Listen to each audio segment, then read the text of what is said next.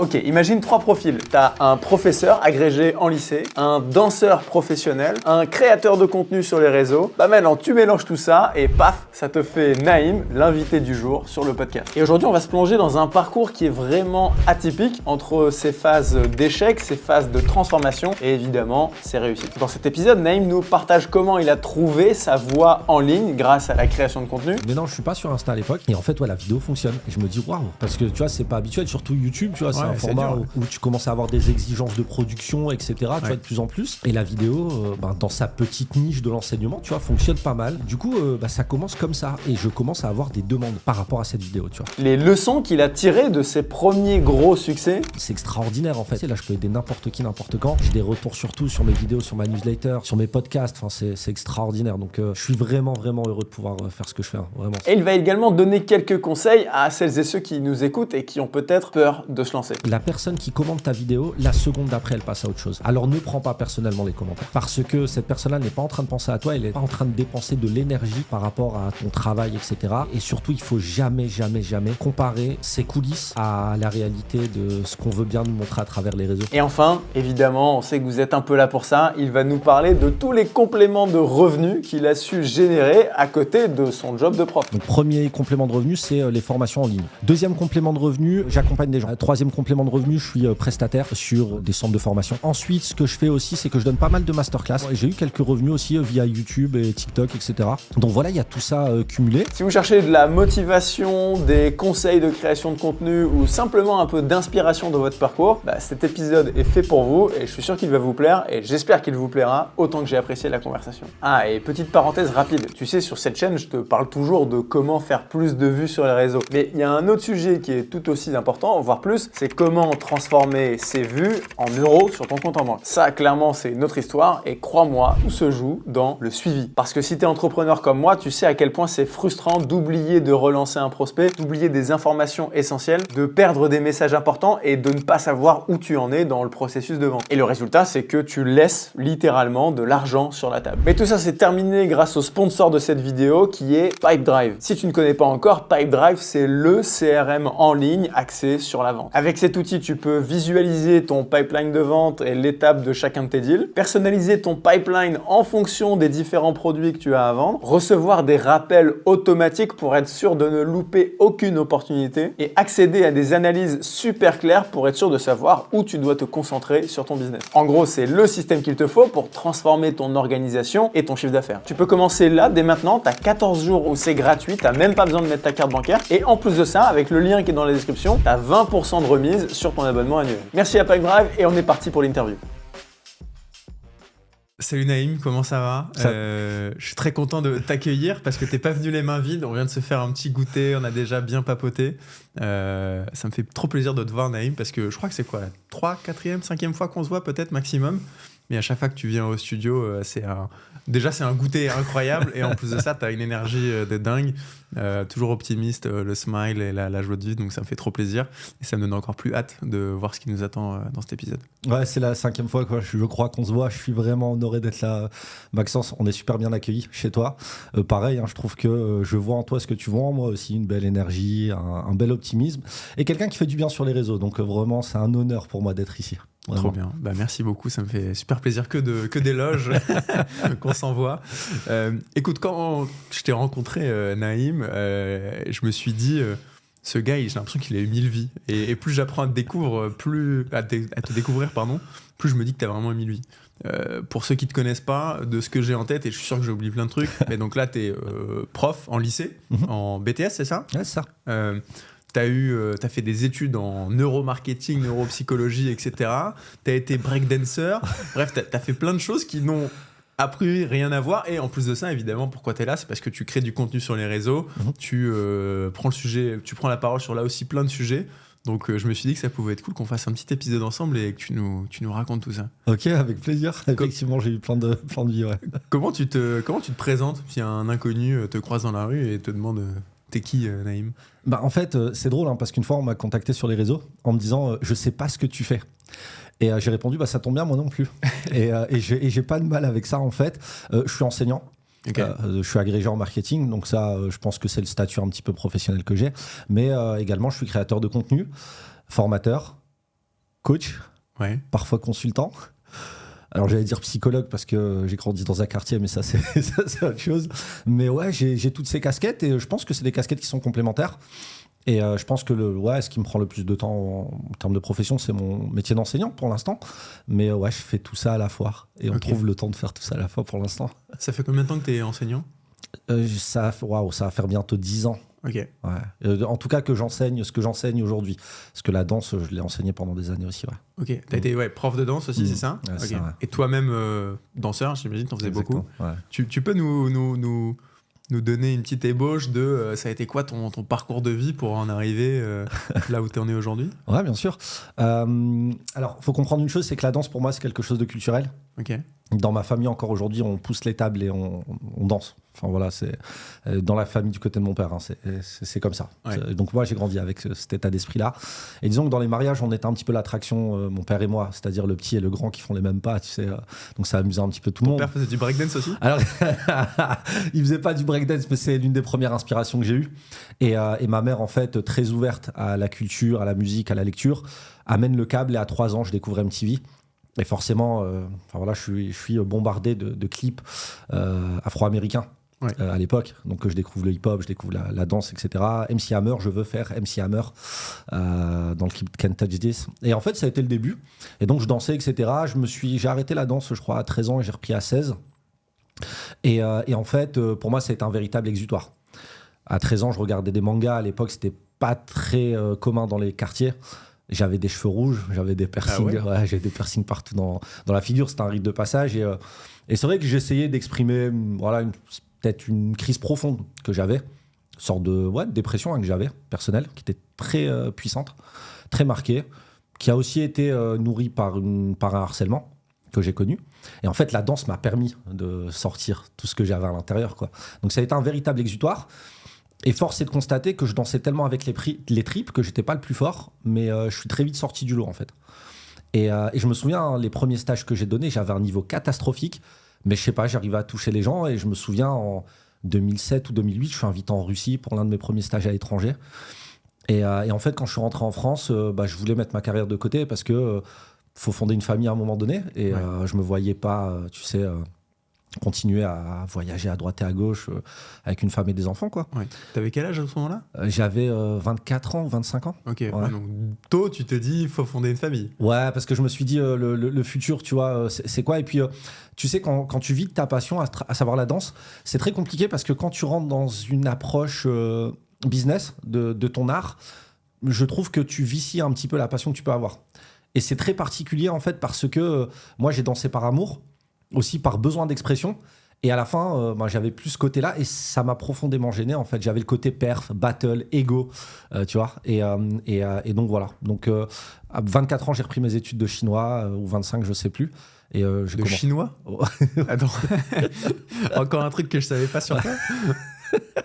Effectivement, en fait, j'ai une scolarité catastrophique, Maxence. Okay. Tu vois, j'ai eu mon bac, je me souviendrai toute ma vie. Le deuxième trimestre, j'ai eu 3,2 de moyenne. À l'époque, c'était pas des contrôles continus, et tant mieux, sinon je l'aurais jamais eu. Et j'ai dit à ma mère, d'ailleurs, petite anecdote, le lycée m'appelle et me dit, vous avez arrêté l'école parce que je ne venais plus. Et je leur ai répondu avec, une sorte d'impertinence caractéristique. Non, vous inquiétez pas, je vais augmenter votre taux de réussite au bac. Je suis toujours là, les gars. Et j'ai dit à ma mère, écoute, il faut que tu m'achètes des synthèses. Je vais ramener mon bac. Et en mai, en fait, elle m'achète des synthèses et je ne fais que ça, matin, midi, soir. Je bois de la Red Bull pour pas dormir, du chocolat, pensant que c'est bon pour la mémoire. Et du coup, tu vois, dossier... C'est l'excuse, ça. Exactement, j'étais déjà gourmand à l'époque. Mais en fait, si tu veux, j'ai eu un dossier tellement catastrophique qu'à l'époque, pour moi, il n'existait que le BTS ou médecine. Donc j'ai postulé à tous les BTS du Nord-Pas-de-Calais et personne ne m'a pris. Et du coup, je voulais faire du chinois parce que j'aimais bien les mangas. Et sur la route, je suis dans la file d'attente et je vois des potes à moi et ils me disent, nous, on fait du chinois. LV2 japonais parce que le commerce international c'est chinois, il faut que tu fasses du chinois. Et donc je barre sur mon dossier d'inscription, je mets chinois à la place de japonais, je me retrouve en licence de chinois comme ça quoi. Trop drôle. Ok, incroyable. Du coup, tu sais parler chinois encore aujourd'hui? Ah non, au bouchot, non, avant je savais un petit peu baragouiner, mais j'étais très bon en littérature, en philosophie, tout ça, et très mauvais en langue. Ok, ça marche, trop cool. Ouais. Ok, donc tu reprends les études de chinois, et là, il faut encore que tu m'expliques comment tu passes de études de chinois à ce que tu fais aujourd'hui. En fait, déjà, il y a une transition par rapport à la danse, c'est-à-dire que la danse, ça a commencé vraiment au lycée, et à partir de la 2e année de chinois, je suis trop appelé. Je suis appelé, mais vraiment partout. C'est-à-dire, je me souviendrai toute ma vie, il y a certains week-ends où je rentrais pour changer ma valise et repartir prendre un avion aussitôt, quoi. Et c'était, parfois, je faisais même des compétitions le samedi et le dimanche. Je commençais à bien gagner ma vie. Mais vraiment, c'est-à-dire que je suis payé des sommes que je n'imaginais pas possibles pour donner des cours de danse. Je sors de mon quartier, je voyage, je vais au Kazakhstan, je vais en Russie. Je vais en Pologne, au Japon, en Corée du Sud, enfin, en Autriche, en Portugal, je suis appelé un petit peu partout en Europe et un petit peu en Asie. Et en fait, je suis obligé de mettre ma licence de chinois de côté parce que je peux pas faire les deux en fait.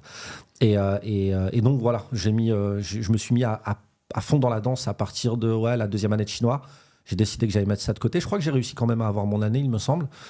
Et la 3e année, c'était plus possible. Il fallait faire un choix. Je donnais trop de cours. Je faisais trop de compétitions. Je jugeais trop de battles à mon tour. Et donc, je crois que c'était en 2009. À partir de 2009, je me suis mis full sur la danse. Et c'est à partir de 2013 où je suis revenu 3-4 ans. Après, j'ai repris mes études à ce moment-là. Et donc, j'ai obtenu ma licence, je crois en 2013, quelque chose comme ça. Ouais. Okay. Et donc là, licence de chinois. Ok, licence de chinois en 2013. Ouais, un truc comme ça, ouais. T'as ta licence. Ouais. Qu'est-ce que tu fais avec ça? Je vais en master chinois langue étrangère, je crois. Okay. Non, pardon. Non, je vais en master 1 RICI. Alors RICI, c'est beau, tu vois, c'est relations interculturelles et coopération internationale. Le nom claque. J'avoue, ça envoie. Ouais, ça envoie. C'est un truc de diplomate, ça. Ah, exactement. Bon, sur le marché de l'emploi, je suis pas sûr que ça va autant de valeur. Mais en fait, c'est génial parce que dans ma classe, il y a des Coréens, des Chinois, etc. C'est la continuité de la licence que j'ai faite, quoi. Okay. Tu vois. Et en fait, c'est trop bien. Et je me trouve major de promo, tu vois, ça aussi c'est incroyable. Et il faut savoir qu'en chinois, en fait, j'ai eu des profs ultra passionnés.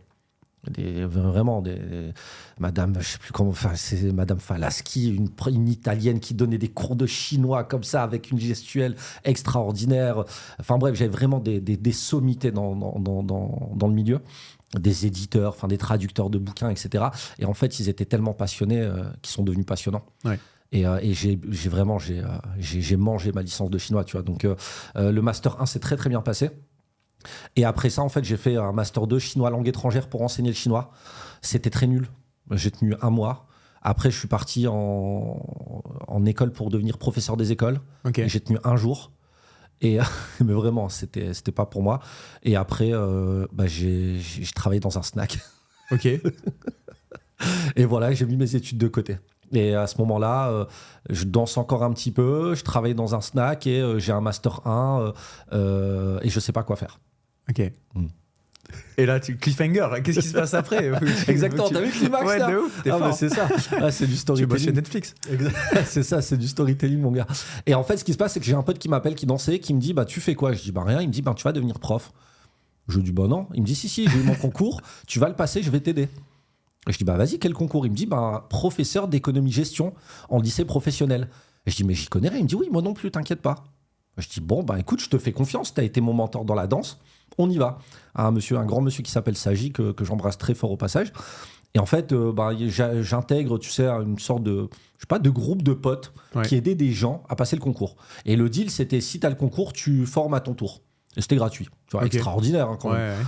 Et j'y vais, j'ai 5,5 sur 20. Je bosse 1 an comme un fou. Je pensais vraiment que j'allais avoir les écrits, j'étais sûr de moi. 5,5 sur 20, je l'ai pas. Bon. Et en fait, c'était dur à avaler. Parce qu'à cette époque-là, je travaillais dans un snack. En plus, j'étais dans un logement un peu insalubre, etc. Financièrement, c'était chaud. J'avais mis de côté la danse, etc. Bref, je comptais sur ce concours, tu vois. Et en fait, cet échec, c'est la plus belle chose qui me soit arrivée. Parce que je lis la littérature américaine, anglo-saxonne, si je puis dire, et je découvre les neurosciences. Et je comprends pourquoi j'ai échoué à mon concours. Je ne sais pas mémoriser. Et donc, je lis la littérature, je lis notamment les ouvrages de Tony Buzan, mais pas que. Je dévore absolument tout ce que je peux dévorer sur la mémorisation, les mind mapping, etc. L'année d'après, j'ai 19,33, l'un des 2 écrits, la meilleure note de France. Je cartonne les oraux, je deviens prof. On me dit les élèves sont horribles, ils vont te faire la misère, etc. En plus, moi, je suis en STMG. Ça se passe à merveille. À la fin, il y a des larmes, des cadeaux. J'ai 40 sur 40 en notes pédagogiques et je suis major de promo en Master 2. Et là, je commence à former des gens, en fait. En associatif. Et c'est là où commence pour moi la création de contenu. C'est à ce moment-là vraiment que ça démarre, quoi. Ça ressemble à quoi tes premiers contenus? Pourquoi tu te dis il faut que je prenne la parole en ligne? En fait, là, tu sais, quand j'ai passé l'agrégation, parce que l'année d'après, j'avais des formateurs qui me parlaient de l'agrégation, je ne sais pas ce que c'était. Ouais. Moi, j'avais passé le CAPET, c'est le CAPES pour, tu sais, lycée technologique. Okay. Je ne sais pas ce que c'est l'agrég. Et ils me disent, n'y va pas. Je sais pas non plus pour info, moi j'y connais rien au monde de l'éducation. Okay. En fait, l'agrégation, si tu veux, c'est l'un des concours les plus exigeants et les plus emblématiques de la fonction publique, en tout cas pour l'enseignement. C'est le Graal pour beaucoup de personnes et c'est, disons, un concours qui a une exigence très reconnue pour pouvoir enseigner. Et l'idée derrière, c'est que tu travailles moins, tu gagnes plus.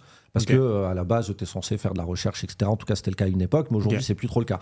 Mais disons que c'est un titre qui est honorifique et vraiment valorisant. Mais le concours, il est méga exigeant. Franchement, c'est un concours. Si tu fais pas ça, si tu t'en fais pas une priorité, tu ne l'auras pas, quoi, tu vois. Et donc, ils me disent de pas y aller. Ils me disent, mais toi, tu as une licence de chinois, c'est pas pour toi. Les gars qui ont ça, ils ont fait une licence économie-gestion, ils lisent des bouquins, des revues, etc. Je dis, ok, et en fait, j'y vais. Parce que je suis taquin. Et en fait, je me suis rendu compte qu'eux ne l'avaient pas. Tu vois, c'était peut-être pour ça qu'ils me disaient ça, les filous. Et du coup, j'ai l'agrégation du premier coup. Et en fait, à l'oral, tu as 3 oraux. Et le dernier oral, c'est la veille de la proclamation des résultats. Je ne sais pas pourquoi, je me dis, je vais aller à la proclamation des résultats. Et je ne sais pas pourquoi, je me dis, je vais filmer la proclamation des résultats. Et je filme. Et il y a mon nom. Et on m'entend hurler, etc. En plus, tu sais, c'est des gens très sobres, etc. Moi, je fais un pétard et tout. Et, tu vois, breakdance au milieu de la salle. Mais c'est exactement ça, tu vois. Chasse le naturel, il revient au galop. Et en fait, on me dit, est-ce que tu peux publier la vidéo? Et donc, je dis, bah ouais. Et en fait, mon premier contenu, c'est juste ça. C'est la proclamation des résultats. Et en fait, je commence à avoir des commentaires, etc. Et on commence à, entre guillemets, me poser des questions, tu vois. Et même en privé. Et donc, mon premier contenu, c'est de ça. Et après, je me dis, tu sais quoi, j'ai qu'à faire une vidéo sur comment j'ai eu l'agrégation du premier coup. Et donc, ma première vidéo, c'est comment avoir l'agrégation du premier coup sur YouTube. Là, on est en quelle année? On est, je crois, c'est peut-être il y a 5-6 ans, peut-être. Quelque chose comme ça, ouais. C'est ma première. 19 Ouais, je crois que c'est ça. Hein. Okay. Ouais. Et je crois que c'est ça, 2019 peut-être. Ouais. Ok. Et en fait, j'ai un pote qui a une caméra. Je lui dis, tu me files ta caméra? Il me dit, ok. J'ai une chambre chez ma mère que je n'utilise plus vu que je vis plus chez elle. Je dis, maman, je peux utiliser la chambre? Elle me dit, vas-y. Donc je la repeins, je fais un décor. Je vais sur Google Images, je tape, je crois, bureau stylé, un truc comme ça. Je vois un truc jaune super coloré. Je dis, tiens, ça me correspond bien, ça, tu vois, un petit peu soleil, etc. Je fais exactement le même décor. Je me prends pas la tête, je vais chez Ikea, etc. Je me fais mon petit décor. Je filme une vidéo et je la montre à un pote un ami d'enfance qui s'appelle Mehdi. Et tu sais, la vidéo, c'était très sérieux. Donc en fait, ce qu'il faut, c'est développer une méthodologie. Ouais. Il me dit, Naïm, c'est pas toi. C'est pas toi, ça a pas marché ton truc là, on s'en fout en fait. Sois toi. Et là, je commence à prendre le téléphone. Il a dit ce qu'il fallait pas dire. Exactement. Et là, la vidéo, je l'efface. Tu vois, je la publie même pas. Et je refais avec un petit logiciel de montage qui s'appelle Camtasia. Je me souviendrai toujours, tu vois, que tu connais peut-être. Ouais. Tu vois, pour faire des zooms, des zooms. Enfin, c'est tout, quoi, tu vois. Je scripte rien, par contre. Tu vois, j'y vais vraiment au feeling. Je fais des bullet points. Et en fait, la vidéo fonctionne bien. Tu vois, et c'est un peu débile hein, quand je revois aujourd'hui. C'est un format YouTube classique ou c'était déjà des vidéos courtes Non, c'est YouTube. YouTube, ouais, okay. YouTube classique. Je suis pas sur Instagram. Je n'ai pas Instagram. Je n'ai pas TikTok à l'époque. Je sais pas si TikTok existait à l'époque. Ouais, ça devait commencer à arriver, mais c'était Musical.ly, je crois peut-être à l'époque. Ouais, je crois que c'est 2017-18 le changement de Musical.ly à TikTok. Et c'est vraiment arrivé en France en 2019 et puis 2020 Covid, ça a pété. Là, ça a pété. Ouais. Tu m'étonnes. Mais non, je suis pas sur Insta à l'époque. Et en fait. Et en fait, ouais, la vidéo fonctionne. Et je me dis, waouh, parce que tu vois, c'est pas habituel, surtout YouTube, tu vois, c'est un format où tu commences à avoir des exigences de production, etc. Tu vois, de plus en plus. Ça s'est vraiment professionnalisé. Et la vidéo, dans sa petite niche de l'enseignement, tu vois, fonctionne pas mal. Alors, je découvre aussi ce que c'est que d'avoir des haters sur Internet. Tu vois, je connaissais pas ça, très naïf que je suis. Et du coup, ça commence comme ça. Et je commence à avoir des demandes par rapport à cette vidéo, tu vois. des petits commentaires, etc. Et c'est là où j'ai commencé un petit peu. Des demandes, genre Naïm, t'as passé ton Y du premier coup, aide-moi à le faire. C'est ça. En gros, c'était ça. Même si moi-même, je formais déjà en associatif des personnes, mais ça a été ça, en fait, un petit peu qui a impulsé ça. Et pendant 2 ans, j'ai pas fait de contenu parce que, en fait, j'ai fait un autre contenu. C'était, j'ai un élève qui est très connu, c'est un Twitch. Il était sur Twitch. C'était un gamer. Et je savais pas qu'il était connu. Et toute l'année, il m'a rien dit. Et en fait, ce qui s'est passé, c'est que un jour, avant le bac, il est pas là. Et je lui dis, mais bon sang, où est-ce que vous êtes passé ? Et il me dit, monsieur, regardez. Et là, il monte sa chaîne YouTube et sa chaîne Twitch. Et je vois des centaines de milliers d'abonnés. Je dis, qu'est-ce que c'est que ce truc ? Il me dit, bah ouais, je fais partie d'une team sur Fortnite, etc. Il s'appelait Srambad à l'époque. Il joue toujours, hein, d'ailleurs. Et en fait, on fait une vidéo ensemble qu'il publie sur sa chaîne YouTube et je fais une réponse aux abonnés de Srambad parce que je voyais les commentaires, etc. Et après ça, j'ai plus fait de vidéo parce que je n'arrivais pas à avoir le niveau de production que j'avais. Syndrome du perfectionnisme, tu vois. Ouais. Et je crois pendant 2-3 ans, je fais 0 contenu sur ma chaîne YouTube, quoi, un truc comme ça. Okay. Ouais. J'essaye et c'est pas beau. Donc j'ai fait une chaîne YouTube à quoi, moins de 10 contenus. Tu as juste posté quelques vidéos par-ci par-là ou t'en as fait quand même beaucoup Non, à l'époque, j'ai 2 contenus. J'ai la publication des résultats, comment avoir l'agrégation, peut-être Ah oui, j'avais fait mon premier jour d'enseignant stagiaire aussi. Okay. Et la réponse aux abonnés de Srambad. Et ouais, j'ai peut-être 5 vidéos sur ma chaîne YouTube. Ouais. Et pourtant, je vois qu'il y a des commentaires, il y a quand même de la visibilité, etc. Mais tu vois, ce syndrome de oui, aujourd'hui c'est bien produit, bien produit, y a un niveau de perfection, etc. Non, si j'ai pas le niveau de perfection que j'avais sur la vidéo en termes de lumière, etc., en termes de son, je le fais pas. Ouais. Et donc je tente des vidéos, c'est dégueulasse et je les publie pas malgré moi. Ok. À ce moment-là, quand tu t'es lancé à commencer à créer du contenu, il y a des gens qui te posent des questions. Est-ce que ça plante dans ta tête la graine de tiens, je peux peut-être avoir un business autour de ça, aider ces gens-là, ou non, tu n'es même pas au courant que ça existe de faire ce genre de choses ? À cette époque-là, ce qui se passe, c'est que je me dis, il y a peut-être quelque chose à faire. Je me dis, il y a clairement quelque chose à faire. Parce qu'en fait, ce qui se passe, c'est que je suis très sollicité autour de moi. Je donne de mon temps, mais à un moment donné, on commence à me solliciter à travers toute la France. Et en fait, qu'est-ce qui fait la différence ? Qu'est-ce qui permet d'écrémer comme ça ? Sur ça, clairement, c'est l'investissement que les gens sont prêts à mettre. Et en fait, disons que ça m'est un petit peu tombé dessus. C'est-à-dire que finalement, je me suis dit, comment on va, entre guillemets, qualifier les personnes ? Est-ce que les personnes sont prêtes, finalement, à investir de leur argent, comme moi, j'ai investi de mon argent pour l'agrégation, etc., pour pouvoir se faire former. Donc en fait, ouais, je me suis rendu compte qu'il y avait quelque chose à faire. Mais ce n'était pas mon intention de base. Disons que mon intention, c'était de donner des conseils, etc., Et en fait, la première formation que j'ai donnée, je me souviendrai toute ma vie. Alors, ça fait trop le mec qui vit à Bali, etc. Tu vois, c'était ouf. À l'époque, je suis en Turquie en vacances pendant 1 semaine et je propose un coaching sur la gestion de classe avant la rentrée. J'ai 5 personnes qui s'inscrivent. Je crois que j'avais fait payer ça 49 €, un truc comme ça. Tu vois, c'était trop mignon. Et en fait, il y avait le cours en live et il y avait accès au replay. Et c'était la première fois que je vendais un truc sur Internet. Et là, je me suis dit, ah ouais, c'est possible de vendre des choses sur Internet. Et franchement, ça a été totalement game changer dans la vie. Je savais que j'étais capable de générer de la valeur, tu vois, d'échanger de la valeur contre de l'argent à travers la danse. Mais sur Internet, pour que des gens m'écoutent parler, non, ça, c'était inenvisageable. Qui plus est, quand on a eu le parcours scolaire que j'ai eu.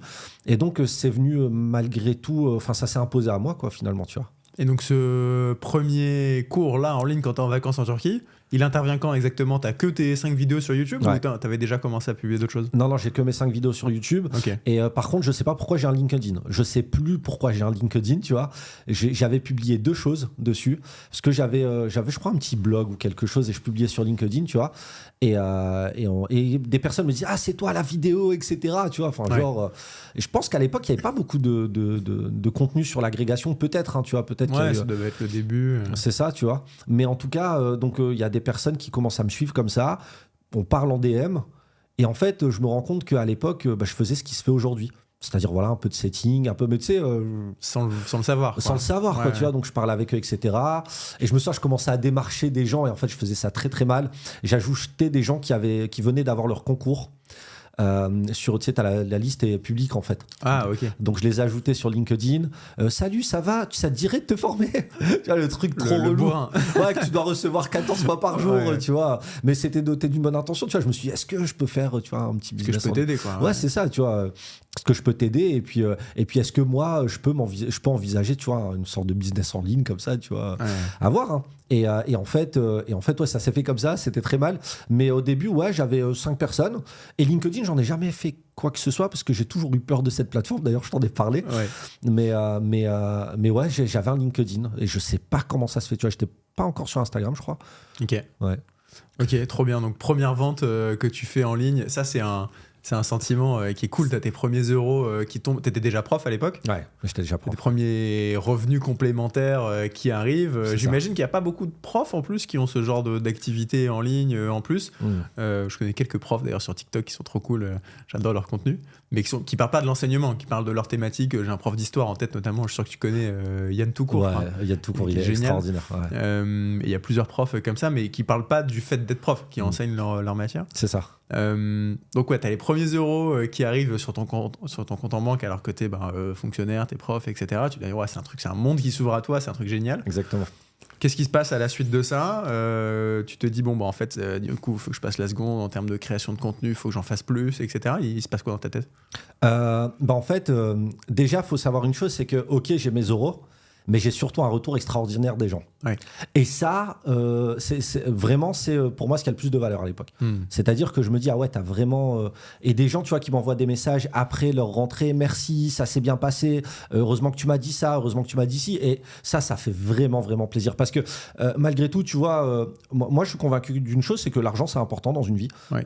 Et j'ai pas à rougir de penser ça. Ça contribue à prendre des pâtisseries, tu vois, à se faire plaisir, etc.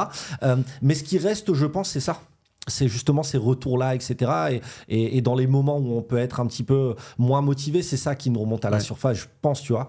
Et en fait, ce que je me dis à ce moment-là, c'est « Ah ben mince, c'est dommage quand même parce que cette formation, je peux plus la vendre, vu que la rentrée est passée. » Et du coup, si tu mets pas des choses en place à la rentrée, ben laisse tomber quoi, un petit peu. Et donc, pendant un petit moment, je sais pas, je pense que je ne fais plus de contenu. Et c'est tout. Donc je me dis, c'est bien, t'as fait ça, c'est génial, etc. Mais pendant ce temps-là, je passe mes années de prof et il n'y a rien à côté en termes de création, etc. Ok, ça n'a pas été spécialement un déclic de dire, tiens, ça peut être le début de quelque chose assez cool. Bah non, parce que, et d'ailleurs, c'est important parce que tu vois, pour certains, ça aurait été un déclic. Ouais. Pour moi, c'était, t'as vendu ta formation, t'as rien d'autre à vendre, t'as prospecté sur LinkedIn comme un bourrin, les gens t'ont pas forcément répondu. Bon, bah t'as réussi à faire un petit truc, c'est sympa, les gens sont contents. Voilà, retourne dans ta salle de classe, quoi. Ça t'a plus pas déchauffé, mais tu te dis, bon, j'ai fait ce que j'avais à faire et... C'est exactement ça. Ouais. C'est exactement ça. J'ai fait ce que j'avais à faire et c'est tout en fait. Tu vois. Et pendant, je pense, un an et demi ou même 2 ans, je fais plus de contenu. Ouais. Et il me semble qu'à ce moment-là, un pote m'installe Instagram. Et Instagram, j'ai même pas créé mon compte moi, hein, vraiment. Okay. C'est un pote breakdancer qui s'appelle Ilyes. On rentrait dans l'entraînement, parfois je m'entraînais un petit peu, etc. Il me dit, donne ton téléphone. Je dis, qu'est-ce que tu fais ? Il me dit, j'installe Instagram. Je dis, mais non. Il me dit, si, j'installe Instagram. Il me dit, et demain, tu mets une photo. Et donc, j'avais mis une photo de ma rentrée. C'était pendant le Covid. Tu vois, c'était à ce moment-là, parce que là, j'ai un masque, donc tu vois, je pouvais pas mentir. C'était pendant le Covid. Et en fait, j'ai 3 photos. Pendant 2 ans ou 3 ans, j'ai que des photos. Une photo à la rentrée, c'est tout. C'est-à-dire que pendant 1 an, je ne publie rien. Trop drôle. Puis une photo à la rentrée, puis une photo. Le rendez-vous de l'année. C'est ça. Il n'y a que ça. Et en dehors de ça, je ne publie absolument rien sur Instagram. J'ai des anciens potes danseurs qui me retrouvent et qui m'ajoutent, trop content de me retrouver, etc. Mais c'est tout, quoi. Tu vois. Donc voilà où j'en suis dans la création de contenu à ce moment-là, tu vois. Ok, ça marche. Donc quand est-ce que tu te mets à poster des vidéos qui commencent à ressembler à ce que là tu publies aujourd'hui ? Je me souviens, la première vidéo, c'était sur Instagram, c'était une connerie, c'était un réel où j'expliquais la procédure à faire. Je sais pas si tu te souviens, à un moment donné, il y avait un gars du gouvernement, je sais plus qui expliquait qu'on était dans un confinement inversé. Et en fait, on savait plus ce qu'il fallait faire, être assis dans un bar, être debout. Ah oui, c'est vrai qu'il y avait des moments où on pouvait pas être debout. C'est ça, c'est une folie. En fait, il avait appelé ça un confinement inversé. C'est-à-dire, d'ailleurs, je ne saurais même pas te l'expliquer. Bah, et en fait, j'avais fait une vidéo du style si vous n'avez pas compris si demain votre enfant doit aller à l'école ou pas, je vous prie de m'écouter. Si ton enfant porte un slip rouge, tu vois, et donc c'était une connerie comme ça, et donc 20 000 vues, incroyable, etc. Plein de commentaires, les gens sont morts de rire. Et au début, j'étais un petit peu en mode, tu vois, je fais de l'humour, etc. Et en fait, je me dis, bah, il y a YouTube, mec. Tu vois, il y a YouTube. Et en fait, le côté production m'embête. Et donc, je me dis, tu sais quoi, tu vas poser ta caméra, tu vas mettre play et tu vas parler. Et je fais 2 contenus par semaine comme ça pendant, je crois, 4, 5, 6, 7 mois peut-être. Et après, je commence à prendre au sérieux Instagram quand je vois, tu sais, c'était à l'avènement des Reels. Tu vois, quand les Reels ont commencé à arriver, etc. Et là, j'ai publié un réel par jour pendant peut-être, je sais plus, 4 mois, un truc comme ça. Et c'était un rendez-vous que j'avais, tu vois. Et à l'époque, je me souviens, je faisais le montage, etc. Il n'y avait pas encore les logiciels, tu sais, pour les sous-titres, etc. C'était laisse tomber. Mais c'était une rigueur que j'avais, tu vois. Je voulais développer ma communauté sur Instagram. Je pensais que j'avais des choses à donner. Et à côté de ça, je crée, je crois, une formation toutes les 2 semaines ou toutes les 3 semaines, etc. Et là, je charbonne et je me crée un catalogue véritable de formation. Et à ce moment-là, je suis prolifique de fou, quoi, tu vois. Alors là, il se passe des trucs de dingue. À la fois, tu passes de pendant 2 ans, tu fais juste une photo par an sur Insta à la rentrée. C'est ça. En 6 mois, tu ponds une vidéo par jour et plein de formations d'un coup. C'est ça. Et ça a été quoi le déclic qui t'a donné envie de passer à l'action? Et au passage, ce truc de un contenu par jour, c'est un vrai truc. J'ai l'impression que plein de créateurs de contenu sont passés par là et c'est souvent il y a un avant-après, tu vois, ce challenge, même si tu continues pas encore aujourd'hui à faire les vidéos par jour, ni toi, ni moi, enfin bref, peu importe, mais t'as vraiment ce truc de avant-après où t'as un déclic, tu comprends comment ça marche, quoi. Ah ouais, non, mais c'est clair. De toute façon, il y a un truc le premier que j'ai vu démocratiser ça, c'était Antoine BM. Ouais. Tu vois, vraiment, qui était, mais lui, depuis des années, tu vois, quand il faisait un podcast par jour. Quand il faisait une vidéo YouTube par jour. Instagram pareil, TikTok pareil. Et à un moment, c'était même les mails, tu vois, il écrivait un mail par jour, très court, hein, tu vois, c'était 300, 400 mots. Mais au moins, il y avait cette rigueur-là. En fait, je trouve que c'est l'école, c'est le meilleur apprentissage qui soit. Et c'est le meilleur détachement que tu puisses avoir sur les résultats. Parce que s'il y a un réel qui ne performe pas, t'inquiète, demain, il y en aura un autre, en fait. Et je pense que c'est moi, le meilleur conseil que je donne aux gens qui veulent se lancer, c'est Hormozy qui parle de ça, c'est tu as 3 phases. D'abord, tu as la phase quantitative. Ensuite, tu as la phase d'analyse. Ensuite, tu as la phase de quantité qualitative. C'est-à-dire qu'au début, mais il ne faut même pas se poser de questions, il faut y aller, poste, fais des trucs, etc., parle face caméra. Et moi, je me souviens, le premier réel qui a fait le million, je l'avais laissé dans mon téléphone pendant 2 semaines, en fait. Et j'allais même pas le publier. Et en fait, je me suis dit, waouh, erreur 404. Et le truc qui est fou, c'est que je l'ai posté sur TikTok et sur Insta. Sur TikTok, je vois, et moi, j'ai pas les notifications TikTok, tu vois, j'ai pas ça. Et en fait, le lendemain, je me connecte pour poster mon truc et je vois plein de notifs. Je dis, bizarre, je calcule pas. Le surlendemain, je vois la vidéo, elle a fait genre, je sais plus, 500 000 vues, etc. Je dis, what? C'est quoi ce délire? Je passe de, je sais pas, peut-être 500 personnes à 15 000 personnes d'un coup. Je dis, mais c'est quoi ce délire? Et sur Instagram, la même vidéo que j'avais postée le même jour, elle décolle pas. Je dis, ok. Et en fait, cette vidéo-là, genre 1 semaine après sur Insta, bim, elle est montée en flèche. Et je me suis dit, c'est pas un hasard si cette vidéo-là, sur les 2 plateformes, elle a tapé dedans, en fait. Elle faisait quoi, cette vidéo? Tu parlais de quoi dedans? L'accroche, c'était... j'ai un élève qui a 5 frères et sœurs, il vit dans un HLM et il n'y a pas d'ordinateur. Et en fait, après, je parlais de plein d'étudiants qui avaient des problématiques. Oui, celle que tu m'as envoyée il n'y a pas longtemps. Ouais, exactement. Tu vois, genre une étudiante qui vient en train, etc. Et la question, c'était, est-ce que je leur donne des devoirs? Et en fait, là, j'ai compris un truc tout simple, c'est qu'il n'y a rien de plus chiant que le contenu consensuel. Forcément, ça va susciter une réaction, ce genre de truc. Forcément, tu vois. Et forcément, tu touches à un point qui est sensible et qui parle à tellement de gens. Les devoirs, quoi. Tu vois. Les parents, ils en peuvent plus. On a tous déjà eu des devoirs. C'est ça, les parents. Confrontés au truc. Exactement. Et je propose quelque chose, tu vois, qui fait écho à beaucoup de gens. C'est que ceux qui sont d'accord avec moi, génial, etc. Et ceux qui ne sont pas d'accord avec moi, c'est si le niveau de la France en est là, c'est de ta faute. Tu vois, donc forcément, et les gens vont se parler entre eux et tout, et ça pour l'algorithme, c'est génial. Et ça a été le premier million, et en fait, j'ai extrait cette partie-là, et j'ai refait à peu près exactement la même chose pour une autre vidéo qui a refait le million aussi, en fait. Bon, après, je peux pas faire que des vidéos comme ça, mais du coup, là, j'ai compris que j'avais peut-être à ce moment-là, parce que je pense aussi que l'horizon temporel est à questionner, mais à ce moment-là, parler de cette thématique-là, de cette façon-là, c'était ce qu'il fallait faire sur les 2 plateformes. Qu'est-ce que tu as compris d'autres dans cette phase de 3-4 mois où tu postes vraiment à fond? C'était quoi des apprentissages de cette période-là sur ce qu'il faut faire, sur ce qui marche sur ces plateformes? Déjà, j'ai compris une chose, c'est que les gens ont besoin de te voir. Ça, c'est une évidence. C'est-à-dire que moi, je me souviendrai toujours, les premiers coachings que j'ai vendus, on m'a toujours dit, mais vraiment, c'est quelque chose que tout le monde m'a dit, je bosse avec toi parce que c'est toi. Ouais. Et en fait, pourquoi c'est moi? Parce qu'ils m'ont vu souvent. Et du coup, je pense que les contenus, il ne faut pas être dans une démarche où je veux faire des vues, etc. Mais je pense qu'il faut être dans une démarche où je veux créer mon monde. Et ça va parler à des gens, en fait. Donc, je pense que ce que les gens ont besoin de voir, c'est la vision que tu as à leur apporter, qui se substituent à la réalité qu'ils ont vs la réalité qu'ils voudraient avoir, tu vois. Et moi, ça, je l'ai très vite compris. Et du coup, c'est le premier apprentissage. Quel est ton monde? Quelle est ta vision? Et c'est ça que tu dois partager en premier, en fait. Et si t'as pas de monde, je te jure que t'en as à un moment donné, va falloir que tu te poses, faire une mini introspection et voir ce que tu voudrais de la vie, finalement. Et moi, c'est ce que je propose à travers mes contenus. Ça, c'est la première chose. Deuxième chose que j'ai appris, c'est que il faut pas confondre follower et audience. C'est-à-dire que, follower et audience, ou presque audience qualifiée si je puis dire, mais ça c'est vraiment un apprentissage aussi que j'ai compris. C'est-à-dire que j'avais des gens qui me suivaient pour une vidéo, mais en réalité, peut-être que dans d'autres thématiques, ils étaient super pas d'accord avec moi, et du coup, s'ils voulaient aller plus loin, c'était compliqué aussi. Donc, ce que je veux dire par là, c'est de ne pas être attaché aux chiffres. C'est-à-dire ça, c'est quelque chose qui est très important, mais qui malheureusement fait mal à la tête à beaucoup de monde. Pourquoi ? Parce que les créateurs de contenu ont beaucoup démocratisé, tu sais, l'influence. Oui. Et l'influence, t'es rémunéré à quoi ? T'es rémunéré aux vues, finalement. Alors, bien évidemment, c'est important de faire des vues, tout ça, mais ça, c'est le deuxième apprentissage. Ce n'est pas, des vues, c'est pas ton chiffre d'affaires.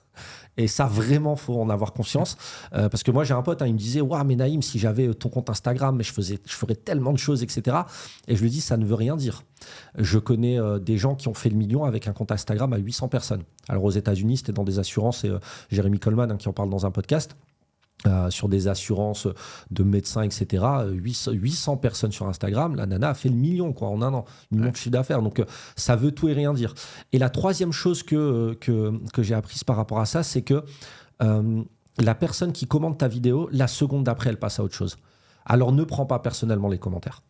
Parce que cette personne-là n'est pas en train de penser à toi, elle n'est pas en train de dépenser de l'énergie par rapport à ton travail, etc. Et surtout, il ne faut jamais comparer ses coulisses à la réalité de ce qu'on veut bien nous montrer à travers les réseaux. C'est-à-dire que en réalité, il y a un aspect éditorial derrière tout ça, et ça aussi, je l'ai compris. Et aussi, on a besoin d'un équilibre. Ça, j'ai compris, parce qu'à un moment donné, j'ai eu besoin de me retirer des réseaux sociaux. Donc voilà. Mais par contre, c'est super enrichissant. Franchement, moi, je pousse les gens à créer du contenu. C'est méga enrichissant de pouvoir s'exprimer librement au monde entier, quoi. Tu sais, moi, quand je fais un contenu, je me dis, waouh, les gens vont consommer ça. Ça va sûrement les aider, en tout cas, j'espère. C'est extraordinaire, en fait. Avant, quand je voulais aider des gens, je devais être dans une salle avec des personnes qui se déplaçaient. Là, je peux aider n'importe qui, n'importe quand. J'ai des retours sur tout, sur mes vidéos, sur ma newsletter, sur mes podcasts. Enfin, c'est extraordinaire. Donc, je suis vraiment heureux de pouvoir faire ce que je fais. Vraiment, c'est génial. Et c'est génial aussi ce que tu fais. Tu vas pouvoir accompagner les gens à ça. C'est top, quoi. Ouais. Bah, c'est vrai que tu as l'air heureux. Ça fait plaisir à voir. Justement, tu dis aux gens que c'est une bonne chose de se lancer, de le faire, etc. Et c'est vrai que moi, je vois souvent des gens qui viennent me parler, ou parfois même avec qui je travaille, qui vont me dire j'ai trop envie de le faire, mais j'ai peur, en fait. J'arrive pas à me lancer. J'arrive pas à être dans cette étape de quantité au début. Et de ne pas avoir peur de poster, de dire je vais poster un truc qui est pas parfait et c'est pas grave et je continue. Qu'est-ce que tu pourrais dire à des gens peut-être qui nous écoutent aussi là, qui sont dans cette situation, qui se disent j'aimerais trop me lancer sur je sais pas, moi ma passion c'est la céramique, je pourrais faire un compte Insta dessus mais j'arrive pas à m'y mettre, je sais que ce serait bien pour moi mais j'y arrive pas. C'est marrant, parce que moi j'ai eu ça justement avec YouTube, et j'essaye justement de débloquer des choses chez des gens qui me contactent aussi, tu vois, par rapport à ça. Moi, ce qui s'est passé, c'est qu'au bout de 2 ans, je me suis dit, t'imagines le nombre de personnes que tu aurais pu aider à travers ça. Et en fait, je pense qu'il ne faut pas mettre son focus sur je vais faire de l'oseille, je vais faire des vues, je vais être une personnalité publique, je vais avoir de l'argent, je vais avoir des millions de followers, que sais-je. Il faut être focus sur est-ce que je peux changer un peu la vie des gens. Et en fait, quand tu as ça dans ton cœur, tu es, je pense, doté d'une bonne intention. Et quand tu as ça, tu acceptes les périls. Tu acceptes d'avoir des commentaires négatifs. Tu acceptes que la vidéo ne soit pas parfaite. Et en fait, tu mets vraiment ton énergie sur pourquoi tu fais ça. Et moi, je pense que c'est une injustice d'avoir une compétence, et tout le monde en a une, d'avoir un don et de le garder pour soi. Je trouve que c'est le summum de l'égoïsme.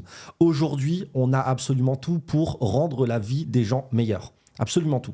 Et les gens en ont besoin. Il y a eu un avant et un après le Covid. Les gens, j'ai l'impression, ne vont pas tous bien. Et t'imagines, même si tu fais de la céramique, tu peux permettre à quelqu'un, via ton activité manuelle, de s'apaiser, de se relaxer. Mais c'est extraordinaire. Donc, premièrement, je pense qu'il faut voir son intention, vraiment. Et être focus sur ça plutôt que sur les résultats. C'est la première chose. Deuxièmement, je pense qu'il faut valoriser la traversée. C'est-à-dire que, tu sais, Lao Tzu, un penseur chinois, il disait ceci, le fondateur du taoïsme, 4e siècle avant Jésus-Christ, qui a écrit le livre de la voie et de la vertu, qui est extraordinaire. Il dit ceci, le but n'est pas le but, c'est la voie. Et ça, c'est extraordinaire, en fait. C'est-à-dire, tu vois, nous deux, on est des créateurs de contenu, on a notre business, etc. Il est où le but, en fait ? Est-ce qu'on atteint quelque chose et à ce moment-là, on se dit « c'est bon, j'ai atteint ce que je voulais atteindre ». Non. Jamais fini. C'est jamais fini. C'est une quête qui est perpétuelle, en fait. Et je pense que ces gens-là pensent qu'à un moment donné, toi ou moi, on se dit « Oui, ça, c'est le contenu parfait. Ça, c'est la vie parfaite. Et c'est bon, on y est arrivé. » On ne sera jamais arrivé, en fait. Et ça, c'est la deuxième chose. Ne pas croire que les autres ont atteint quelque chose. Non, on est dans une quête perpétuelle. Et voilà, on itère, on fait des erreurs, etc. Troisièmement, qu'est-ce que tu vas dire à la fin de ta vie ? Qu'est-ce que tu vas dire à la fin de ta vie ? Est-ce que la peur doit surpasser les regrets que tu peux avoir ? Et moi, je pense que les regrets font beaucoup plus mal que la peur, finalement. Et quatrièmement, je te jure, il ne va rien se passer. Mais je te promets, il ne va rien se passer. Les gens ne vont pas te reconnaître dans la rue. Les gens que tu connais, pour qu'ils tombent sur ton contenu, il faut vraiment une chance infinie, limite va jouer au loto, c'est mieux pour toi. Et non, il ne va rien se passer. Et au contraire, au pire, tu aideras des gens et au mieux, tu n'auras pas de regrets, quoi. Donc, je pense qu'on fantasme aussi sur ce qu'est la création de contenu. À partir du moment où tu envoies un texto, tu crées du contenu quelque part, donc, et que tu conseilles quelqu'un. Donc, prends ta caméra, parle et une bonne intention et ça va bien se passer, en fait. Et je pense que les stories, ça aide peut-être un petit peu au début, tu vois. Mais aussi, il faut comprendre une chose, c'est que c'est en pratiquant que tu deviendras bon. Personne n'a été bon. Tu vois, c'est que j'ai une théorie sur ça, j'invente des théories. C'est la théorie de la crêpe. La première crêpe, elle est toujours flinguée, tu vois. Et en fait, on continue. Mais le problème, c'est qu'on confond fatalité avec échec. La fatalité, c'est une inaptitude absolue. Je peux pas l'éviter, c'est logique. Mais l'échec, ça vient de l'arabe shirmet, qui vient de jeu d'échecs. Et quand tu es en situation d'échec, tu peux toujours itérer. Et on a vu des parties où la personne était en situation d'échec, gagner la partie. Et donc, l'échec, c'est quoi ? C'est une opportunité d'apprentissage, c'est tout, en fait. Et il y aura des échecs. Et une vie sans échec, moi, j'en connais pas.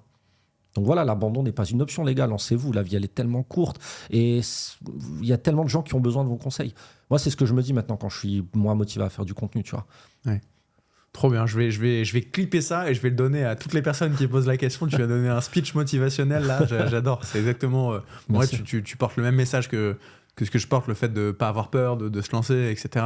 Mais c'est vrai que c'est pas facile pour certaines personnes de se lancer de se lancer là-dedans. Et c'est vrai que moi, c'est ce que tu as dit sur qu'est-ce que tu te diras sur ton lit de mort. C'est un des trucs qui m'avait lancé, pas forcément à créer du contenu, mais avant j'étais en CDI, j'avais un job chez TikTok, c'était cool, machin, mais j'étais pas à 100% épanoui. Et c'était cette réflexion qui m'avait dit, en fait, je préférerais sur mon lit de mort avoir essayé et m'être planté que de pas avoir essayé et me dire et si j'avais essayé, tu vois. C'est cette notion de regret, ça c'est un truc qui était assez fort. Je crois que c'est Mohamed Bouclé qui avait commencé son livre par cette citation. C'était quoi ? La vie, la peur a tué plus de rêves que l'échec ne l'a jamais fait. Et je pense que ça résume tout. C'est exactement ça. C'est exactement ça. Ouais, complètement. Je t'interromps 2 secondes dans cet épisode. Si tu apprécies la conversation et que tu as l'impression d'apprendre quelque chose, moi aussi j'ai beaucoup appris et j'ai résumé par écrit tous les points clés de cet échange. Et si ça t'intéresse, je peux t'envoyer ça, je te mets le lien dans les commentaires. Et deuxième chose, toujours si tu apprécies cette conversation, j'ai vraiment besoin de toi, que tu nous laisses un avis sur Spotify, Apple Podcast, sur YouTube, laisser un commentaire, t'abonner, nous envoyer de la force, tout simplement parce que c'est grâce à ça qu'on peut avoir des invités d'exception pour faire de toi un super créateur de contenu. Aujourd'hui, sur ton compte Insta et tes différents réseaux, comment tu définirais ta ligne éditoriale ou ton compte, il parle de quoi pour les gens qui ne te connaissent pas ? Mon compte, il parle de quoi ? Il parle de tous mes apprentissages. C'est-à-dire que je suis un éternel élève. Et tu sais, je ne suis pas dans une niche. Ouais.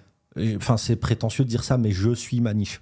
Mais c'est vraiment, c'est-à-dire que si tu t'attends chez moi à avoir des conseils en pédagogie, t'es pas au bon endroit. Si tu t'attends chez moi à avoir que des conseils en parentalité, t'es pas au bon endroit. Si tu t'attends chez moi à avoir que des conseils en business en ligne ou complément de revenus, t'es pas au bon endroit. En fait, j'apprends constamment des choses et je partage ça. Et je suis un éternel élève. Donc, j'ai pas trop de ligne éditoriale, si ce n'est Sur YouTube, je fais uniquement que de la pédagogie. Mais sur YouTube, tu sais, c'est très compliqué de partager des bribes de vie journée. du quotidien. Ouais. C'est ça, ou alors tu fais des vlogs, tu vois. Mais sur Instagram, j'ai absolument pas de ligne éditoriale. En ce moment, je fais j'écris. Tu vois, en ce moment, j'ai repris des carousels où j'adore écrire. C'est vraiment le format qui me fait le plus kiffer. J'ai même scripté une vidéo qu'il faudrait que je sorte, un de ces cas, tu vois, que j'ai commencé à bosser. Mais non, j'ai pas de ligne éditoriale. En fait, j'essaye d'avoir un impact positif dans la vie des gens et de leur montrer que on peut faire des choses. On peut être un prof épanoui. On peut faire des revenus complémentaires et on peut être un papa qui kiffe sa vie de papa. Et on peut aussi se tromper, et ça, je partage beaucoup sur ça, tu vois. C'est-à-dire que, moi, je montre mes vulnérabilités, mes erreurs et mes remises en question. Ça, j'ai vraiment pas de mal avec ça. Et je pense que ça fait écho chez beaucoup de gens et ça rassure aussi beaucoup de gens parce que j'ai pas mal de messages par rapport à ça. Je le fais pas volontairement, hein, c'est que quand il y a un jour avec un échec, je le dis. Et quand il y a un jour avec une réussite, je le dis aussi. Mais les gens, je pense, voient pas dire mon évolution, mais mon cheminement plutôt, tu vois. Et donc, ma ligne éditoriale, c'est toi. Ouais, c'est moi, quoi, tu vois. Je change ma bio un petit peu. D'ailleurs, faudrait qu'on en parle, tu vois. Je change ma bio un petit peu tout le temps. En ce moment, c'est une bio sur les concours. Avant, c'était une bio sur la pédagogie. Peut-être demain, ça sera une bio sur la céramique, je sais pas. Tu vois. Pourquoi pas tu Naïm V12. Exactement. Mais ouais, en tout cas, je me restreins pas, tu vois. Ça aussi, au début, super niche, etc. Et j'ai commencé comme ça. Hein. Ouais. Et je pense que malgré tout, tu vois, c'est bien de commencer comme ça. C'est-à-dire que j'avais une micro-niche, c'était les contractuels d'enseignants du second degré d'économie-gestion, tu vois, un truc super ciblé. Ouais. Aujourd'hui, non. Et tu penses que c'est important de commencer par une niche pour rebondir sur ce que tu as dit ? Je pense que ta vie intéresse quand tu as quand même des followers. Ouais. C'est-à-dire que je pense aujourd'hui que ma vie est intéressante parce qu'on m'a découvert à travers ces contenus-là qui ont fait écho chez les gens. Je pense pas que si j'avais commencé à faire des stories ou à parler de regardez, j'ai un complément de revenu, c'est génial, etc., on m'aurait suivi. Tu vois, je ne pense pas. Donc, malgré tout, je pense que c'est pertinent quand même de commencer par une micro-niche. Ouais. Aujourd'hui, j'en suis convaincu. Ouais. Intéressant. C'est souvent une question que les gens se posent, je pense. Et moi, c'est vrai que j'ai plutôt tendance à dire aussi au début, en fait, par défaut, tristement, t'es pas intéressant. Je mets des gros guillemets au sens où les gens ne te connaissent pas, Exactement. Ils n'ont rien à faire de ton quotidien, qui tu fais, ce que tu fais de tes journées, etc. Donc tu dois te rendre intéressant d'une manière ou d'une autre en apportant ton expertise, créer ta légitimité sur ton sujet. Mais c'est vrai qu'une fois que tu as atteint un début de crédibilité, légitimité, même moi, tu vois, je me pose la question de dire, du coup, si je sors de ma niche et je partage des trucs plus larges, ça veut dire que je peux plus grossir, aller chercher d'autres personnes parce que du coup le sujet est trop large. Et est-ce que tu parles que aux gens qui sont déjà abonnés ? Donc bref, c'est des problématiques, je pense, qui sont jamais finies. Ce que tu fais beaucoup, j'ai l'impression, et ce que j'essaye de faire, mais c'est un truc dans lequel je suis pas très bon, c'est la partie story. Où j'ai l'impression que dans les stories, tu peux être beaucoup plus toi-même et partager un peu ton quotidien, ta life, et dans ton contenu être un peu plus quand même sur ton cœur de sujet. Je sais pas si toi c'est un truc que tu fais consciemment ou pas forcément. Je suis en fait, tu vois, même le contenu, je suis très spontané. Okay. Et en fait, les stories permettent ça. Tu vois, je trouve ça génial. Donc moi, j'arrive pas à scripter. Là, c'était vraiment un exercice difficile pour moi de scripter une vidéo. Tu vois. Mais les stories permettent ça. Et ouais, moi je m'éclate en fait. Tu vois. Enfin voilà. Je m'éclate vraiment en story, mais effectivement, je suis d'accord avec toi qu'au début, c'est vrai ce que tu dis, on va pas se mentir, et c'est pas péjoratif de le dire, c'est bien de le dire. Au début, tu vas intéresser personne, et c'est bien, faut pas avoir des standards méga hauts, etc. Moi, franchement, je le dis, je m'attendais pas à avoir les followers que j'ai aujourd'hui, je m'attendais pas à ça, mais par contre... j'étais dans l'action. Ça, c'était une évidence, tu vois. Et en fait, ce que les gens doivent comprendre, c'est que déjà, fais-toi accompagner, tu vas gagner du temps. Ça, c'est une évidence, tu vois. D'ailleurs, j'écoutais un podcast avec Anaïs qui parlait de ça, tu vois. Dès le début du podcast, elle dit je vais expliquer à mes parents que je vais prendre une formation à 2 000 €. Et d'ailleurs, je pense que c'est ce qu'il faut faire. Tu vois, elle fait une petite digression comme ça. Elle a raison. Tu vas gagner du temps. Donc moi, je pense que il faut se faire accompagner. Et deuxièmement, tu peux pas analyser ce que tu fais s'il n'y a pas du concret à analyser, tu vois. Et donc, ça peut être des stories. Moi, je sais qu'il y en a beaucoup qui font ça. Par exemple, ils vont tester des stories, et les stories qui performent, sur lesquelles il y a des réactions, ils vont en faire un réel, tu vois. Et ça, c'est une stratégie aussi à avoir, pourquoi pas. Mais ouais, moi, je suis très spontané, c'est-à-dire que j'ai absolument pas de stratégie de contenu. Ok. Ouais, j'ai pas ça. Tu vois, j'ai essayé les Notion, je sais pas faire ça, tu vois. Moi, j'ai une idée, je la mets, tu sais, ça s'appelle Note, je crois, mais genre un Note où j'écris des idées. Je sais à peu près quelle va être l'accroche et c'est tout. Freestyle. Ouais, freestyle. Totalement freestyle. Totalement. Et s'il y a des gens là qui nous écoutent et qui aimeraient bien se lancer dans l'aventure de la création de contenu, alors moi je fais que ça au quotidien, de leur donner mon avis, partager des conseils et tout. Toi, de ton expérience, ce serait quoi ta petite série de conseils que tu pourrais leur donner pour créer un bon contenu sur les réseaux? Ouais, c'est intéressant. Alors déjà, pour être bon, va falloir accepter d'être nul.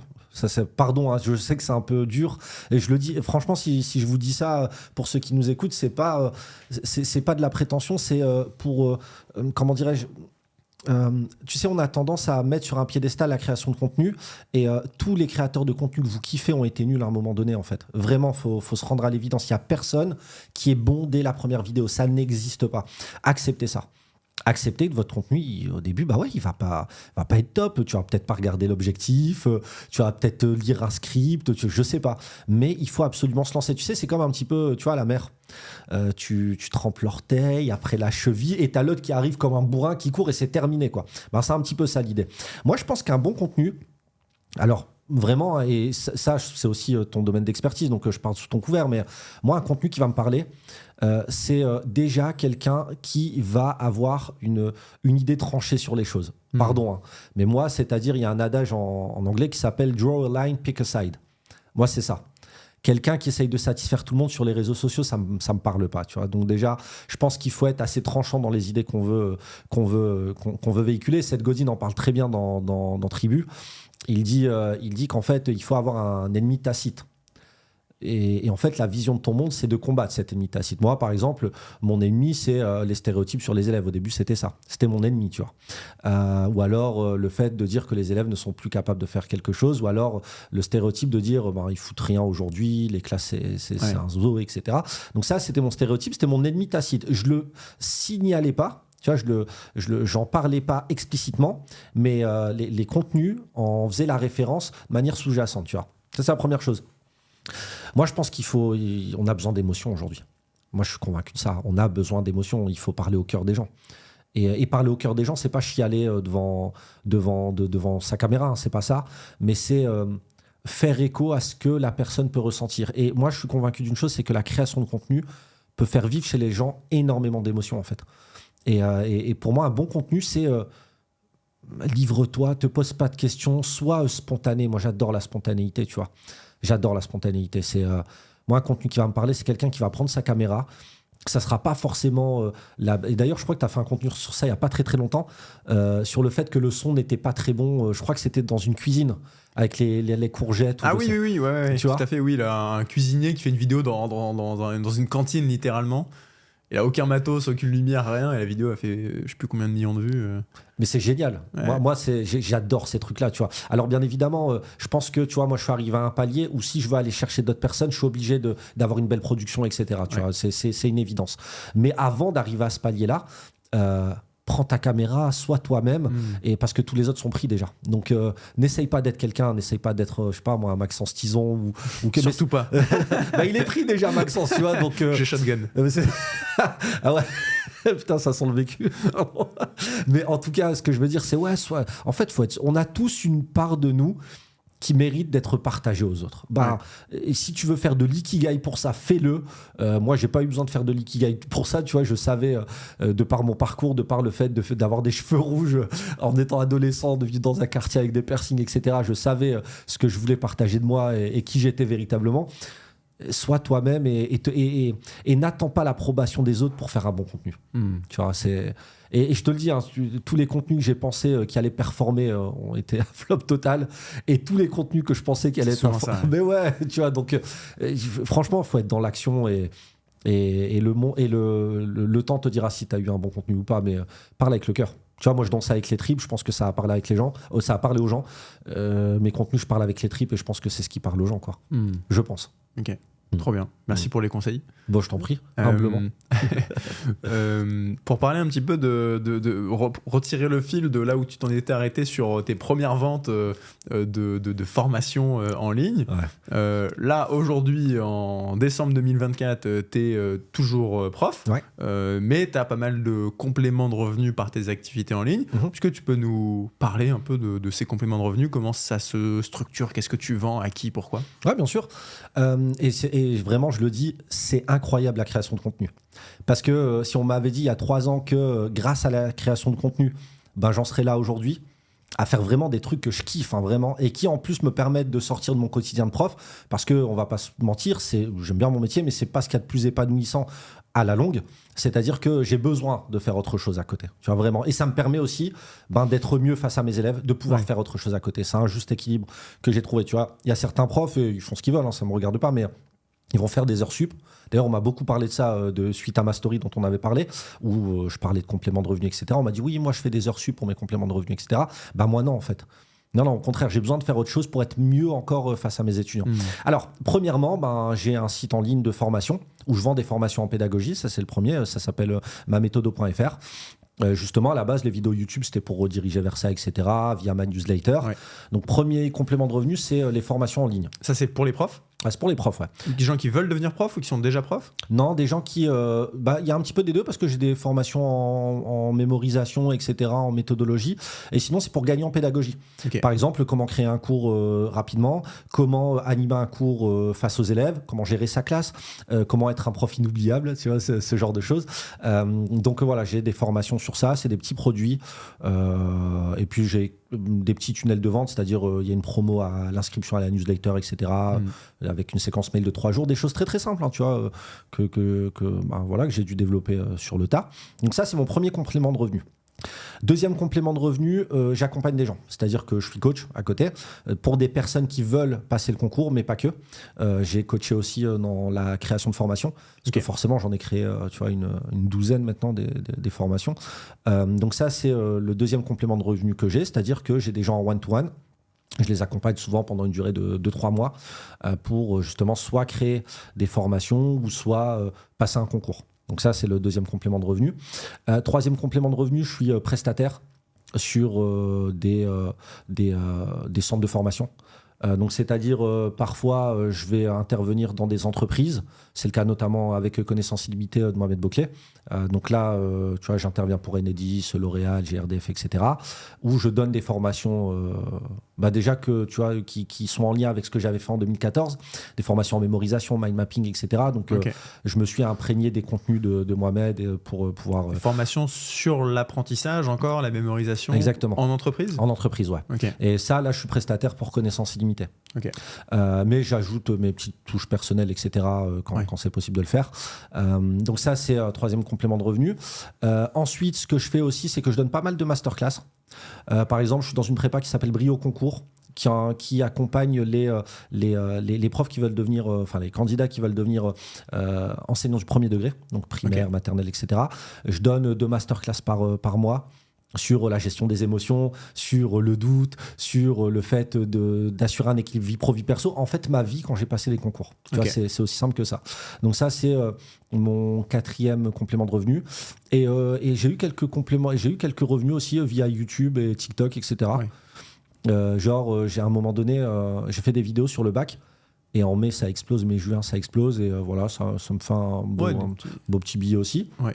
Donc voilà, il y a tout ça cumulé. Après, il y a un petit peu d'affiliation aussi, ce genre de choses. Mais franchement, voilà où la création de contenu m'a permis d'aller. C'est extraordinaire. Et en fait, il faut comprendre aussi une chose, c'est que au début, tu fais des petits coachings comme tu peux, etc. Et après, tu crées une véritable offre.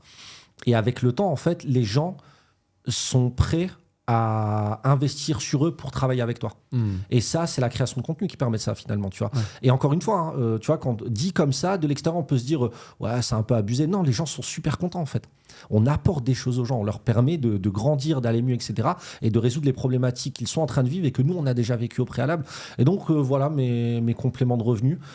En fait, je me rends compte que j'avais jamais fait le listing comme ça. Mais ça fait beaucoup. Ouais, ça fait beaucoup, ouais. C'est pas mal. Hein. Trop bien. Et comment tu arrives à t'organiser dans tout ça? Parce que tu as quand même un métier de prof qui te prend pas mal d'heures par semaine, j'imagine. Comment tu t'organises pour structurer tout ça? Est-ce que c'est des produits que tu vas créer un peu en one shot et après ça tourne tout seul, ou c'est des trucs sur lesquels tu bosses en permanence? Comment tu travailles? En fait, déjà sur la création de contenu, ça va être très rapide. C'est-à-dire, en fait, le conseil que je vous le donne, je l'applique. Hein. Je prends ma caméra, je parle et voilà. Ça paraît simple. Ouais, dit comme ça paraît simple. Mais pourquoi ? Parce que derrière, il y a eu 250 contenus derrière. Donc forcément, au 251e, ça devient facile de faire ça. Donc la création de contenu, ça va être, je pense, une après-midi par semaine. Pour tout ce qui est mail, souvent c'est le lundi après-midi, je vais écrire mon mail, etc. à tête reposée, sauf quand je suis à la bourre. Mais en fait, j'ai des blocs de temps. C'est-à-dire que là, j'ai 2 heures. En 2 heures, je suis capable de faire mon mail de la semaine, 3 réels et c'est terminé en fait. Donc en fait, ce dont je me rends compte, c'est que la création de contenu me prend très peu de temps. Finalement, mais vraiment, ça me prend vraiment très, très peu de temps avec les économies d'échelle. Mes cours, les corrections, etc., ça prend du temps, la préparation aussi, mais bon, c'est mon métier. Et après, les coachings, je cale ça souvent le soir, le week-end, etc. Et les produits que je vends, maintenant, en fait, ça se vend en automatique, quoi. C'est-à-dire que j'ai une liste mail, j'envoie des promos ça et là, je crée une formation, on va dire, une fois tous les 2-3 mois, comme ça, vu que j'ai déjà un catalogue bien fourni. Et après, par exemple, les accompagnements que j'ai, etc., dans mon offre, tu as une partie qui est déjà en ligne, puis tu as du one-to-one en coaching, et tout est déjà prêt, quoi. Il n'y a plus qu'à délivrer, tu vois. Et, donc, non, tout est déjà prêt, mais voilà, moi, c'était la partie, tu sais, où j'ai beaucoup charbonné, etc. Et en fait, aujourd'hui, je me rends compte que même créer une formation, c'est... Enfin, en fait, tu vois, j'ai créé des cours toute ma vie dans la danse, à la fac, quand je bossais à la fac et au lycée. Créer une formation, pour moi, je fais ça de manière instinctive, mais vraiment.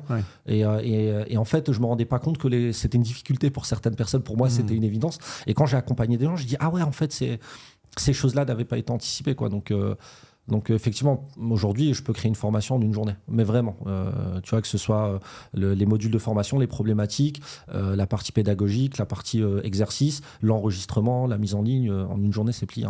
Ok. Et toi qui es un pro de la formation, justement, tu l'as dit, tu l'as expérimenté sous tellement de formes, de prof, danse, formation en ligne, etc.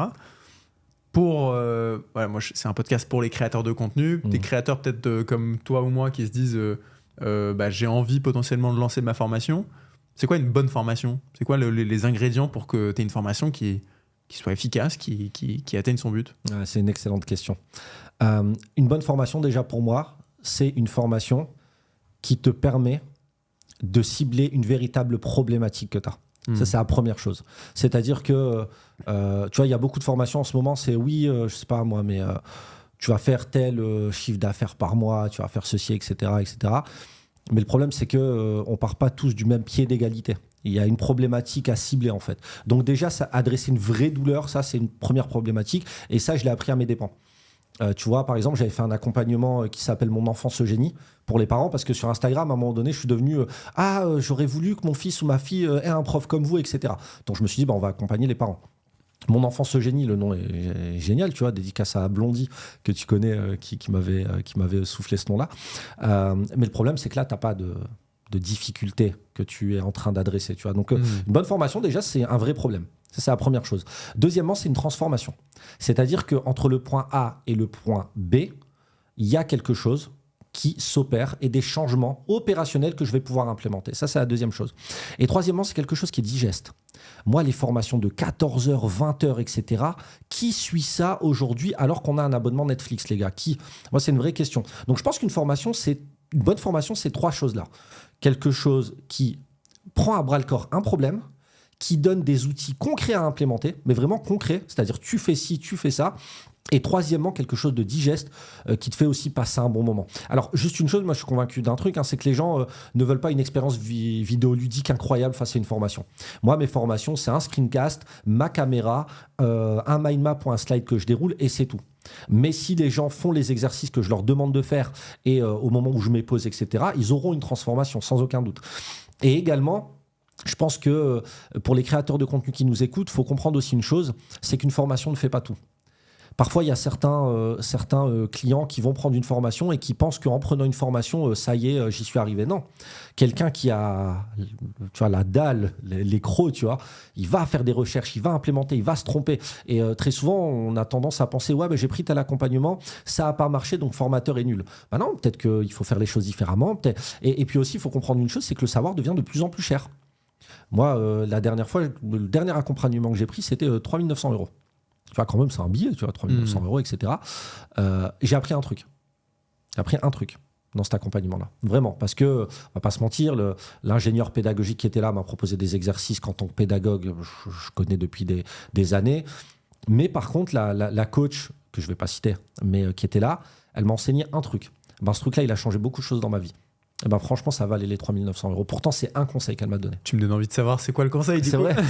C'est un conseil un peu spirituel. Okay. En gros, je peux le partager. Hein. Bah, vas-y. Mais en gros, c'est pour des bonnes relations. En gros, si tu veux, je m'embrouillais un petit peu avec des gens de ma famille, etc. J'avais des tensions, etc. Et elle m'a dit, tu sais, Dieu est juste. Dieu, c'est le plus juste. Par définition, quand on croit en Dieu, on considère que Dieu est juste. Par extension, les humains sont injustes. C'est-à-dire que peu importe l'amour que tu as pour une personne, à un moment donné, cette personne-là aura une part d'injustice dans votre relation et il faut l'accepter. Ce conseil qui me permet d'aller beaucoup mieux vaut 3 900 €, sans aucun doute. Et je la remercie si elle m'écoute. Je ne lui ai jamais dit en plus. Trop bien. Ouais, intéressant. Mais c'est vrai qu'il y a aussi cette théorie du... Je ne sais plus quel est le nom de la théorie, mais tu as sûrement déjà entendu, tu connais même mieux que moi, le truc de si tu dévies de 1% ta trajectoire sur un long trajet, au final, tu arrives à une direction à une destination qui est complètement opposée, quoi. Exactement. En fait, ce petit pourcentage, il a une importance capitale. C'est ça. Et tu vois, et là, je pourrais être ouais, mais j'ai pas appris grand-chose, etc. Ouais, le savoir devient de plus en plus cher. Ouais. Et je pense qu'il faut accepter ça quand on prend un accompagnement. Et aussi, beaucoup de personnes, tu vois, moi, le taux de complétion, je crois, c'est 7% dans mes formations. Ouais. Parce que les gens achètent la transformation, mais déjà, être posé face à son écran pour suivre une formation, écouter un gars te parler, même s'il fait des babbles, le fou, etc., qui fait en sorte que tu passes un bon moment, tout le monde n'est pas prêt à faire ces efforts-là. Tu vois, malheureusement. Et ça, les gens oublient, quoi. Ouais, alors c'est marrant ce que tu dis, et en même temps, j'ai vu un truc qui disait il n'y a pas très longtemps, justement sur le sujet de la formation et de l'information en ligne, qui disait si c'était la formation ou l'information qui rendait riche et heureux, on serait tous riches et heureux. Parce que tu vois, aujourd'hui, on a un tel niveau d'information sur Internet, ChatGPT, Google, tout ce que tu veux. Enfin, il n'y a pas une seule information qui nous est cachée. Presque, il y a trop d'informations. Donc du coup, c'était de dire, en fait, la formation, ça va pas te servir à grand-chose parce que les éléments concrets qu'on va t'apporter, ils sont déjà là. Et c'est pas ça qui va te faire, qui va te transformer littéralement. Tu parles de transformation et justement, le passage de la situation A à la situation B, c'est vraiment ça qui est intéressant. Je sais pas ce que ça t'inspire. Si, mais... ça. Ah ouais, non, je suis totalement d'accord avec toi, Maxence. On va pas se mentir, tout est déjà sur le net. Ouais. Je sais quand quelqu'un vient bosser avec moi, c'est parce que c'est moi. Mais je le dis pas, c'est ce qu'on m'a dit, hein. Moi je suis personne, c'est ce que les clients m'ont dit, c'est parce que c'est toi que je bosse avec toi. Et en réalité, les gens qui viennent chercher, je pense, dans une formation, c'est quelque chose qui est plutôt structuré. Ouais. Mais là, tu vois, il y a des gens qui me contactent, oui, j'ai pas beaucoup d'argent, etc. Et je dis, franchement, pardon, mais ponce Internet, il y a tout. Ponce Internet, va à la médiathèque, prends des bouquins. Tu vois, c'est Anaïs qui en parlait justement dans son podcast. En fait, je parle de ça parce que j'ai regardé son podcast en cours tout à l'heure. Juste avant de venir. Juste avant de venir, exactement. Il y avait des étudiants, oui, business en ligne. Je dis stop, on va regarder ça. Et en fait, à la fin, je leur ai dit, bon, et maintenant, vous passez à l'action ou pas les loulous ? Et c'est toujours le même problème, en fait. Et d'ailleurs, moi, je suis prêt à les accompagner, etc. Tu vois, mais ce que je veux dire par là, c'est que ce que vient chercher quelqu'un dans une formation, c'est la structure pour moi. C'est-à-dire que voilà, d'abord A, puis B, puis C. Sur Internet, t'as pas forcément ça, tu vois. Ouais. Et d'ailleurs, c'était, je crois, Hormozy qui avait tué le game à l'époque quand il avait fait un webinaire qui a été super suivi. En fait, tout le monde s'attendait à ce qu'il vende une formation, etc. à la fin. Et à la fin, il parlait de son bouquin qui venait de sortir, etc. Alors que la masterclass, elle était d'une valeur extraordinaire. Et c'est vrai que beaucoup de personnes... Quand Hormozy est arrivé sur le game, se sont rendus compte que mais ma formation elle est devenue gratuite maintenant. Et en fait, les gens bossent avec toi parce que c'est toi. Donc ça, il faut pas l'oublier. Et je suis d'accord avec toi. Se former demande des efforts. Et appliquer ce que tu as demande des efforts. Et le problème, c'est que voilà, on nous a vendu les NFT, les crypto-monnaies, je mets de l'argent et je spécule. Moi, on m'a dit ça, tu sais, hier, pour resituer le contexte, j'ai fait une story où je partage mes compléments de revenus. C'est très rare que je fais ça, je crois que c'est une des premières fois. Et il y a quelqu'un qui est venu me voir en privé qui m'a dit vous faites de la spéculation ? Tu vois, parce que dans l'inconscient des gens, gagner sa vie sur Internet, c'est faire de la spéculation, faire du trading, alors que pas du tout. Et surtout, c'est je fais ça sans effort. Mais les gars, moi j'ai accepté pendant 3 ans de faire du contenu et d'avoir 250 € pour ça, quoi. Donc, tu vois. Est-ce que je sais pas à quel point tu es ouvert et à l'aise sur le fait de justement parler de tes revenus, tu vois. Est-ce que tu peux, aux gens qui nous écoutent, donner un ordre de grandeur, entre guillemets, de concrètement, ça t'apporte quoi financièrement de tout ça, dans tout ça ? Et qu'est-ce qu'une personne qui peut se projeter dans ton parcours peut espérer pouvoir faire en travaillant, évidemment, en y mettant les efforts que ça demande? Non, bien sûr, moi je suis très à l'aise avec ça. Concrètement, il faut savoir que certains trimestres, tu vois, parce que c'est comme ça que je réalise, certains trimestres, mon complément de revenu a dépassé mon salaire. Ça même, je crois que c'était l'année dernière, ou je ne sais plus, a même fortement dépassé mon salaire. Donc ça, c'était inespéré. C'était vraiment inespéré. Aujourd'hui, je suis capable de vendre des accompagnements à plusieurs milliers d'euros. Alors, j'en vends pas tous les jours, hein, que les choses soient bien claires. Mais ce que je veux dire par là, c'est que quelqu'un qui fait les choses, qui se forme déjà, je pense, pour gagner du temps, et aussi pour savoir les erreurs qu'il fait avant de les faire, tu vois, ça peut être pas mal aussi. Ouais. Je pense que tout le monde aujourd'hui, qui est sur les réseaux sociaux et qui fait les choses bien, peut prétendre à avoir plusieurs centaines d'euros par mois en plus, sans que ça lui demande un effort incommensurable, c'est-à-dire, je dirais 1h30, 2 heures par jour, vraiment. Et justement, après, pouvoir réduire ce temps-là. Moi, aujourd'hui, les réseaux sociaux, ça me prend moins d'1 heure par jour. Et le problème, c'est que quand tu vois les gens...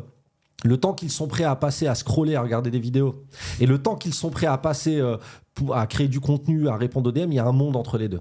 Et en fait, je trouve ça vraiment hypocrite de certaines personnes qui considèrent que oui, ça demande du temps, etc. Mais quand tu regardes le temps que tu es là à scroller sur des vidéos sur TikTok ou que sais-je, à ce temps-là, c'est un temps précieux que tu aurais pu mettre au service de ton business. Moi, justement, c'est ce que j'essaie de démocratiser, c'est que tout le monde est capable d'avoir quelques centaines d'euros. Et moi, voilà, pour ne rien te cacher... ce mois-ci, par exemple, en complément de revenus, on est à plus de 5 000 euros, quoi. C'est une folie, tu vois. Ouais. C'est une folie quand j'y pense, tu vois. Et ça te donne pas envie d'arrêter d'être prof? Non, mais ça, c'est un mois qui est particulier aussi. Ouais. Tu vois, c'est pas quelque chose que j'ai... T'as envie de garder la stabilité quand même de ton métier. Ouais. Okay. Ouais, j'ai envie de garder la stabilité de mon métier. Et puis, ouais, je sais pas. Peut-être c'est la peur, hein, qui sait. Peut-être que c'est la peur de faire ça à plein temps. Mais ouais, je me rends compte finalement que, tu vois, c'est en discutant en fait aussi qu'avec des amis, etc. Et c'était surtout un appel à la grève, moi, qui m'a fait réaliser pourquoi tu fais pas grève? Parce que tu penses pas que tu vas avoir une retraite. Et pourquoi t'es pas inquiet? Parce que tu charbonnes. Ah ouais, et tu charbonnes et t'as combien en fait? Et ce mois-ci, je me suis dit, quand même, c'est pas mal les gars, tu vois. Donc c'est a posteriori que j'ai réalisé ça. Mais ces résultats-là, tout le monde peut les avoir. Mais vraiment, je suis convaincu, tout le monde peut les avoir. Sans aucun doute. Je connais des gens... tu sais, tu as aussi l'appréhension du visage, etc. Ouais. Moi, je connais une fille, enfin voilà, elle monte pas son visage à la caméra, elle a fait des lancements à 20 000, 30 000 euros, quoi. Enfin, Internet permet ça. Mais par contre, est-ce que vous êtes... Et tu vois, c'est toujours la même chose. Et ça, je trouve que c'est une phrase qui a été trop galvaudée, etc. Mais est-ce que tu es prêt à faire ces efforts-là? Et moi, je trouve que c'est trop vrai aujourd'hui. C'est-à-dire qu'il y a tellement de personnes en réalité qui ne sont pas prêts à avoir ce mindset d'entrepreneur de se dire l'échec est une opportunité d'apprentissage. Les gens, ils vont faire un produit, j'ai rien vendu. Frérot, moi, regarde, je te donne un exemple très concret. Et j'ai fait une promo à la rentrée sur les devoirs. Une formation qui s'appelle Devoirs faciles pour les parents. 6 000 personnes sur ma liste mail. 52 000 followers. 0 vente. Alors, j'en avais pas parlé sur Instagram, j'en ai parlé sur... J'ai envoyé un mail, c'est pas bon, je dis j'arrête. 0 vente. Black Friday, je relance la même chose. Je fais, je crois, une dizaine de ventes sur cette formation. Là, c'est quoi? C'est l'horizon temporel. Une personne qui n'a jamais eu d'échec aurait tout foutu en l'air. Non, c'est terminé, je suis pas fait pour ça, etc. Non, un chiffre, c'est un chiffre. Enfin voilà, il faut accepter ça, tu vois. Et ça, tout le monde n'est pas prêt à avoir ce détachement-là. Alors bien évidemment, quand ça te permet de remplir ton frigo et payer ton loyer, je comprends que c'est difficile d'avoir un détachement vis-à-vis de ça. Mais le plus beau cadeau, cette leçon-là m'a donné un gros cadeau, c'est le détachement vis-à-vis des chiffres. Le soir, j'en parlais avec des potes entrepreneurs, etc. Je dis, je m'en fous royalement et je suis content de m'en foutre d'avoir fait 0 vente sur ce produit-là, en fait. Ouais.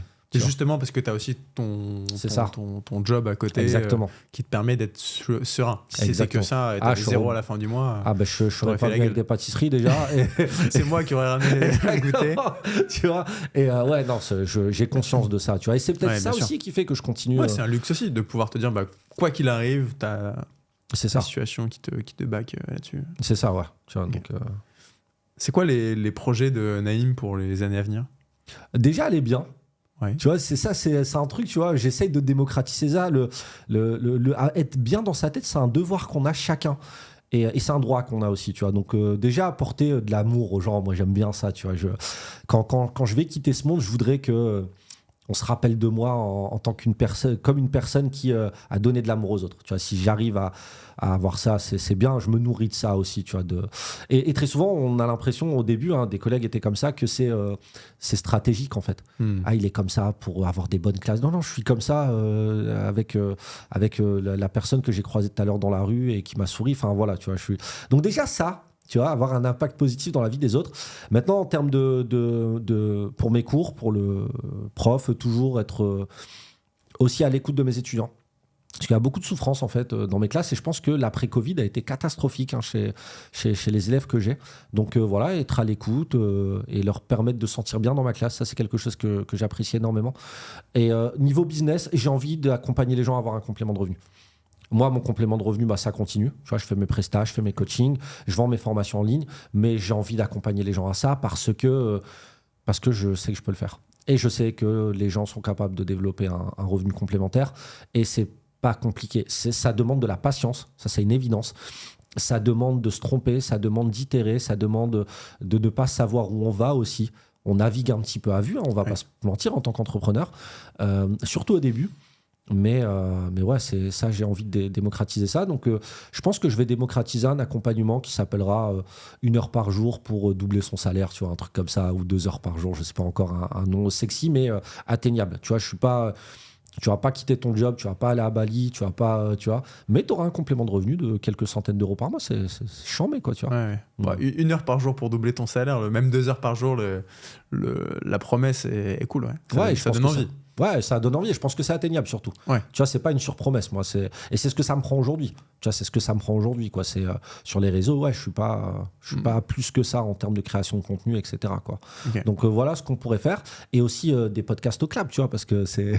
Faut revenir, bien sûr. L'endroit est vachement sympa. Tu nous accueilles trop bien, et le rendu est extraordinaire. Moi, j'ai apprécié regarder le podcast que j'avais fait ici avec Muslim Impact. On se sent valorisé en fait, tu vois, d'avoir un niveau de production comme ça.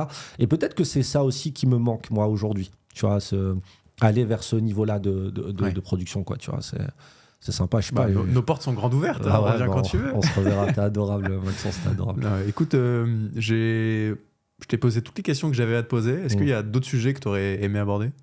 Déjà, non, merci. Mais voilà, moi, vraiment, si les gens doivent repartir avec un truc, ne gardez pas ce que vous avez pour vous. C'est égoïste, les gars. Vous pouvez tellement aider de gens, vous pouvez tellement contribuer à un monde meilleur, et même si c'est naïf de penser ça, je préfère penser ça. Et deuxièmement, ne pensez pas que vous n'avez pas de compétences, de choses à donner au monde. Et pour ça, il ne faut pas être un expert, parce que qui définit l'expertise ? Il y a forcément des gens qui ne sont pas au niveau où vous êtes, et il n'y aura jamais quelqu'un qui va vous mettre le tampon. D'ailleurs, Maxence, toi, on n'est jamais dû te voir en disant c'est bon, t'es un créateur de contenu, c'est bon, t'es un businessman, c'est bon, t'es un entrepreneur. Non. J'attends toujours mon tampon, que quelqu'un vienne toquer à ma porte. J'attends, je suis prêt à avoir un tampon dans le dos. C'est ça, il n'y aura pas d'approbation, les gars. Et c'est à vous, à un moment donné, de vous projeter, vous dire un moment d'approbation, c'est moi-même. Et kiffer la traversée plutôt que le résultat, les gars. Voilà, moi, si vous pouvez repartir avec ça, c'est cool, quoi. Joli message. J'ai menti, j'ai encore une question à te poser, qui est une question que j'aime bien poser à la fin. Qui t'aimerais bien voir sur ce podcast ? Quelle est la personne que tu connais que je devrais inviter ? C'est une excellente question. J'ai le droit à la réflexion ? Je peux te laisser réfléchir. Ouais, il y a 2 personnes que j'aime beaucoup, qui m'accompagnent en ce moment en plus. Enfin, on discute beaucoup, c'est des gars... Il y a 3 personnes en réalité. Tu m'autorises 3 personnes ? Vas-y. La première, c'est un gars qui m'a accompagné sur des webinaires à l'époque de mon enfance, Eugénie, qui a perdu de l'argent à cause de moi, parce qu'il a investi sur moi. Ça a eu des résultats, mais pas aussi dingues qu'on l'avait pensé, et qui est toujours là à croire en moi, à croire en mes projets. Je parle vraiment business, tu vois, même personnel, que j'aime beaucoup. Bon, il vit au Maroc, mais parfois il vient ici. Il s'appelle Marvin. Okay. Et il a une agence marketing qui s'appelle Scores. C'est quelqu'un de brillant, vraiment. C'est quelqu'un de brillant. C'est le meilleur en France sur les webinaires. Et en stratégie marketing, c'est une bête. Donc vraiment, lui, j'aimerais vraiment... Il a fait 2-3 podcasts, mais je trouve qu'il mérite beaucoup plus de visibilité. Et c'est quelqu'un qui est extraordinaire, vraiment. C'est l'une des meilleures rencontres, si ce n'est la meilleure rencontre que j'ai pu faire dans ce game, quoi. C'est extraordinaire. Deuxièmement, Gérald Faure. même si je suis sur pas mal de sujets diamétralement opposés avec lui. Et c'est d'ailleurs ça que je trouve enrichissant, c'est que on a un vécu qui est complètement différent, un environnement qui est complètement différent. On est attaché à des choses qui sont complètement différentes, même si sur certaines valeurs on se rejoint beaucoup. Mais c'est quelqu'un qui est brillant. Vraiment, c'est quelqu'un qui, je pense, dans le game, c'est la personne la plus brillante que j'ai rencontrée. Et pas parce qu'il a eu des chiffres d'affaires astronomiques, mais parce qu'il a la vision stratégique et le détail qu'il faut pour te faire débloquer une situation. Et je l'ai vu aussi donner une conférence sur des problématiques managériales, notamment de délégation, extraordinaire. Et c'était lors d'un team building au Portugal avec l'équipe de Connaissances Limitées. Il était là. Il a fait un speech et je pense qu'encore aujourd'hui, il ne réalise pas la valeur du speech. Et moi qui ai passé l'agrégation en management, j'ai été bluffé. Pourtant, des théories en management, j'en ai à foison. Quoi, tu vois. Et le troisième, c'est William Ourson. Alors, William Ourson, c'est un taré qui a fait un podcast dans sa vie. Et c'est un entrepreneur qui a excellé dans le domaine de l'immobilier, qui fait plus ça aujourd'hui, qui a recruté sa mère aussi dans le domaine de l'immobilier et qui est tellement naturel, spontané. Je me reconnais beaucoup en lui. Et en fait, avec Gérald Faure, ils accompagnent dans un incubateur qui s'appelle Accélérateur, etc. Et lui, en podcast, j'ai vu un podcast de lui. Et d'ailleurs, on doit venir en janvier ici, voilà, je te le dis. Il m'a promis qu'en janvier, on devait faire un podcast ensemble. Je lui ai dit, ça se passera au Clap à Lille. Et d'ailleurs, j'aimerais bien que tu y sois. Et en fait, on va jouer à un jeu de société ensemble. Voilà, j'ai envie qu'on fasse un podcast. C'est un gars, je crois qu'il s'appelle Pascal Silouane, je crois, un truc comme ça. Okay. Qui parlait de ça dans un podcast. Il disait ça, c'est une idée à faire. Et franchement, Pascal, on se connaît pas, mais je vais prendre ton idée parce que je trouve qu'elle est excellente. Je veux toi, je veux William et je veux moi. Et je veux qu'on joue un jeu de société comme ça. Tu sais. J'avais pensé à un truc comme ça aussi. Je pensais à faire un Jenga, tu sais, le truc où tu retires et t'as des questions posées sur les machins. J'ai ça dans un coin de ma tête. Un jour, faut que je le fasse. Mais ça, moi, je regarde ça. C'est-à-dire que tu vois, moi, s'il y a ça sur YouTube, mais je te jure, je me pose pas de questions. Netflix, on oublie. Je regarde pas Netflix, mais je regarde ça, quoi. Donc, et William Ourson aussi, en plus. En termes de comment dirais-je de parcours entrepreneurial extraordinaire. Ouais. C'est un ancien cuisinier, tu vois, qui a commencé dans l'immobilier, aujourd'hui est dans le business en ligne. Il accompagne des closers. En fait, il implémente avec une entreprise qui s'appelle Dracar des closers, comment dirais-je, dans des business en ligne. Voilà. Et je peux dire une fille aussi. Vas-y. Ouais, Candice Rose Perrac, je crois, elle s'appelle, un truc comme ça, qui a écrit un best-seller qui s'appelle Vous êtes capable. Et en fait, il marquait coupable, elle barre coupable, et elle écrit Vous êtes capable. Et en fait, elle a eu un parcours. Mais en fait, si le mot résilience devait être défini par une personne, ce serait elle, sans aucun doute. Et elle a eu un parcours et elle en parle avec une spontanéité, un recul, une maturité. Je peux pas te dire ce qu'elle a vécu parce que c'est... T'imagines pas ce qu'elle a vécu, vraiment, je te le dis comme je le pense. Et aujourd'hui, elle est head of sales dans, je sais plus, 5-6 boîtes. C'est une entrepreneuse, mais laisse tomber. Et c'est quelqu'un qui m'inspire beaucoup, tu vois. Et donc, ouais, ces 4 personnes-là, pardon, ça fait beaucoup. Non, t'inquiète. On était sur Skyrock, les big up de la soirée. C'est ça. Mais en fait, c'est ça. Et tu vois, il y a tellement de personnes que je devrais citer aussi. Mais ouais, moi, ces personnes-là, c'est... Trop bien. Merci pour les recos. Je t'en prie. Regardez tout ça. Ouais, je t'en prie. Et merci surtout à toi, Naïm, pour le goûter, évidemment. On s'est régalé. T'es pas venu les mains vides. Merci pour ton temps. C'était trop cool de t'accueillir. Merci à toi. Tu m'as écrit hier matin, quand est-ce qu'on se voit? Je dis demain, podcast. Paf, c'est parti. Trop content de t'avoir eu. Merci pour ton temps. Merci pour la conversation. T'as envoyé plein de bonnes vibes, de bons conseils. Je pense que les gens qui nous écoutent encore jusqu'ici, merci à eux. J'espère que vous avez passé un bon moment. En tout cas, c'est mon cas. Merci pour tout ce que tu nous as donné. Ah non, merci à toi, je suis vraiment honoré d'avoir été là et tu te défonces, mon gars, vraiment, merci. Merci Naïm. J'espère que cet épisode vous a plu. Si maintenant vous voulez récupérer mes notes de ce que j'ai appris pendant la conversation, c'est dans la description. Et si vous voulez qu'on continue de recevoir des personnalités exceptionnelles, envoyez cette vidéo à un ami qui est créateur de contenu, likez, commentez, abonnez-vous. Ça nous donne énormément de force et de crédibilité pour continuer à faire de vous de meilleurs créateurs de contenu.